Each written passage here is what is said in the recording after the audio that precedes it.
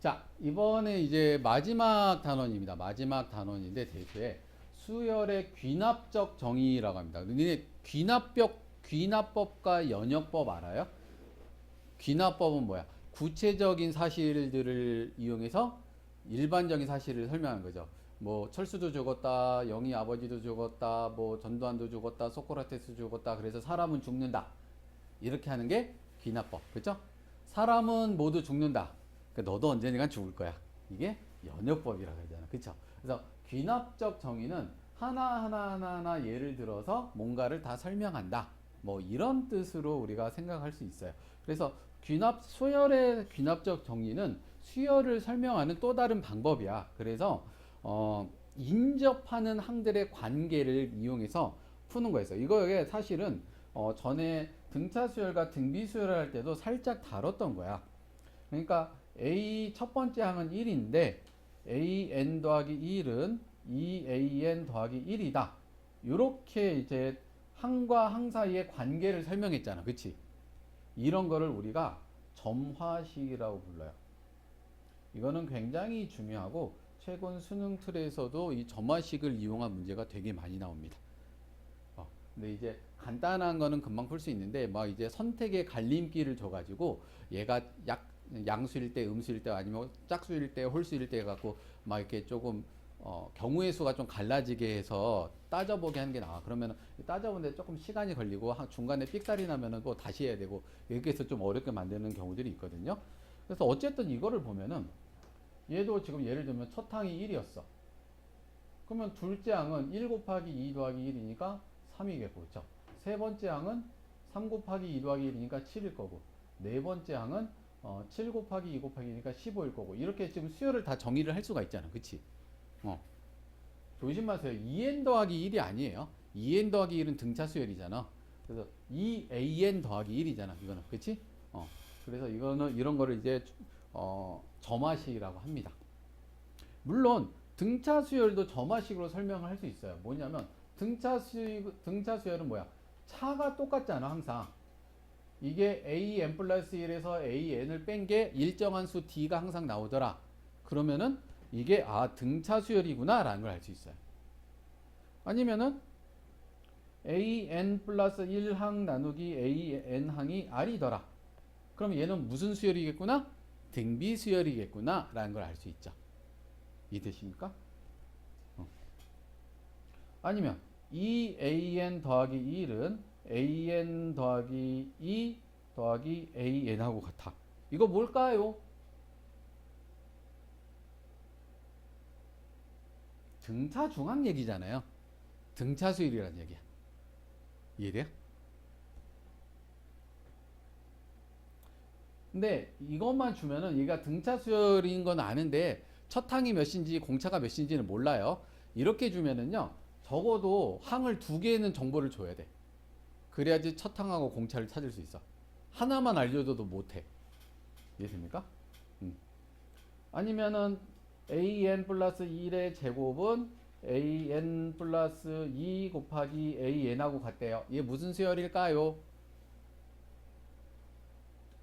등비 수열이죠. 이게 등비 중앙 얘기잖아요. 그쵸? 등비 중앙이잖아요. 그래서 이런 것들을 우리가 이제 점화식이라고 하고요. 이 수열의 관계를 가지고 따스히 수열을 표현하게 합니다. 그래서 일반적으로 점화식이 나오면은 어떻게 푸냐면은요. 일반적으로 이런 점화식이 나오면은 자 이게 좀 중요한데 여기는 아까보다 더 중요한데 첫 번째 가장 일반적인 거는 대입해서 나열을 해보는 게 가장 기본적인 거예요. 당연합니다. 그러니까 주어진 거를 이게 사실은 이거 외에는 별로 할 게 없어. 예를 들어서 항과 항 사이의 관계를 주고 뭐 A 5번째 항이 뭐 몇일 때 뭐 이런 걸 하시오 막 이런 거 나오거든. 그러면 그걸 가지고 대입하면서 나열하는 것밖에 사실은 별로 할 게 없어요. 이런 문제를 보면. 그래서 대입해서 나열한 다음에 주기성이 나오든지 어떤 이런 거 나올 때는 주기성이라든지 아니면 교대로 뭔가 1, 2, 3, 4, 1, 2, 3, 4 반복된다든지 뭐 이런 것들이 조금 많이 나와요. 두 번째로 우리가 이런 수열이 나오면은 그뭐 해볼 수 있는 게 일반항을 구하려면 이거 있잖아요. SN에서 SN 빼기 1을 한 번째 항을 뺀다. 어? SN에 대한 정보를 이게 점화식으로 줄 수도 있거든요. 그러면은 SN에 대한 점화식 가지고 AN을 구할 때는 이런 식을 한다. 단 여기 때는 N은 2 이상이고 A1부터 성립하는 때는 하는지는 다시 한번 검사를 해줘야 된다는 얘기 했었습니다. 그죠? 그래서 예전에는 진짜 우리 말한 뭐 개차 수열이라든지 군 수열이라든지 뭐 몇 급수 뭐 이런 것들이 되게 좀 어렵게 문제가 많이 나왔었거든요. 근데 최근에는 개편한 수학 과정에서는 요 정도만 다룹니다. 요 정도. 이렇게 대입해서 이렇게 나열할 수 있는 걸 합니다. 그래서 이런 것들은 좀 이제 좀 요령을 아는 게 중요한데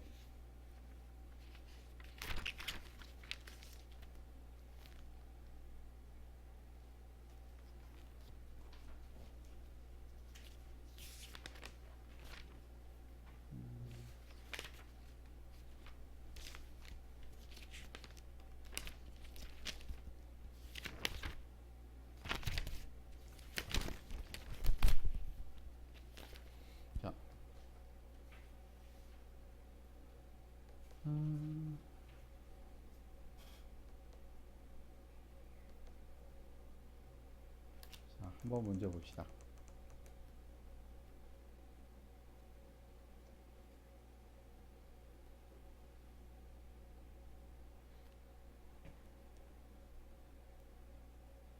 자, 수열 AN이 A1 첫항이 10이고요.